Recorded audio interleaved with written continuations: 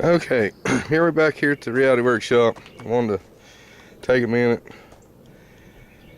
and explain some stuff to you. When you're out in the junkyard, you're walking, you see these old heads laying around.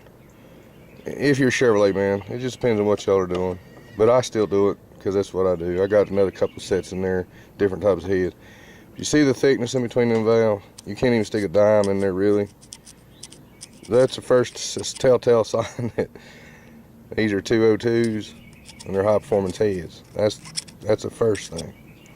The next thing is you look at this chamber, this combustion chamber. That'll tell you right quick what you got. Without looking at any numbers. Just by glancing at these heads, I'd have snatched them up and had them in the truck, hauled them home, taking a chance that they wouldn't crack or anything. But I'm cleaning them back up. Like I said, getting ready to put them back on that 383. We're going to change the whole character of this engine, hopefully for the better. I don't think it's going to hurt it none, except I probably can't even find the damn fuel to run in it, but we'll see. But the engine that this was on, I built it. It was non-streetable, and I streeted it around like a dummy. Knowing better, because I built like 56 of these engines, and I knew better, but I just wanted to play a little bit with some of these kids, and so I built one and got a little too carried away with my build, and it actually cost me some money, but it's all right. But I'm cleaning them back up, and one of the things is you see all that carbon coming out of that. Now you want to be careful with these screwdrivers and stuff. You don't want to gouge anything or scratch it, but you got to clean that carbon out around them valves, because that's usually what causes you to blow up. That carbon breaks off in here, gets stuck up underneath the valve, and the valve stays open, and it does all kinds of stupid crap. Burns the end of your valves, burn them up or bend them, or there ain't no telling. So I got to go through here and clean all these, and you can see it piling up out here. It's just insane how much carbon this thing.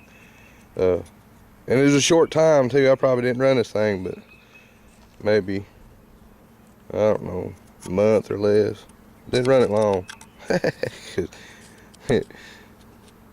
I knew I was in trouble when I pulled the heads off and had a whole bunch of this crap built up on top of my pistons where I lugged it through town. So, I know I'm a-laughing. It ain't a funny.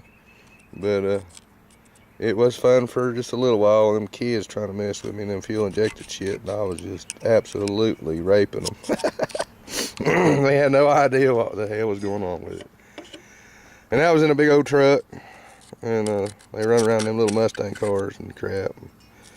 But it cost me, like I said, it started not doing too good. I pulled the head off of it, and damn, I had full of carbon. Now, if I was on the drag strip where we could run it wide open and leave it, I could have kept running it. That wouldn't have been a problem. But we went beyond that. So heads are still good. Like I said, I just got to clean them back up. It didn't hurt nothing in that aspect. Just when I took it off, the pistons were packed plumb full of carbon all the way up in here, like I showed you earlier. And it was putting it back on the spark plugs and stuff. So. But it was fun, well, like I said, while it lasted. It was a quick few $1,000s, that's for sure. I got my money's worth. But I just wanted to show you, if you're cleaning these up, make sure you get in there, get inside right, clean all. See how much crap I just pulled out of that? That's not good. That's pretty bad. When you pull an engine that's running clean, like that one over there probably is, you're not going to have but white or reddish ash colors on here. You're not going to have all this black soot stuff. That's sometimes that can be caused by, if you just got a regular set of heads or something, you pull it off and it's all sooted up like that. That also could be caused by you put too big a carburetor on there. I've seen that before. Somebody take a stock engine and put an 850 Holly on there and start dumping a toilet bowl full of fuel down. It'll do the same thing. It'll wash it. It'll do the same thing. And probably not as bad as what this one was doing, but it'll be pretty bad. But anyhow, I just wanted to talk about that a little bit and kind of give you an idea while I got the sun on it, what kind of chambers they are. And I'll make another one later. Oh, let me go back and do something else, tell you something else too. I use these Ziz wheels to clean up with, okay? And I run that Ziz wheel, now it's across the surface of the head.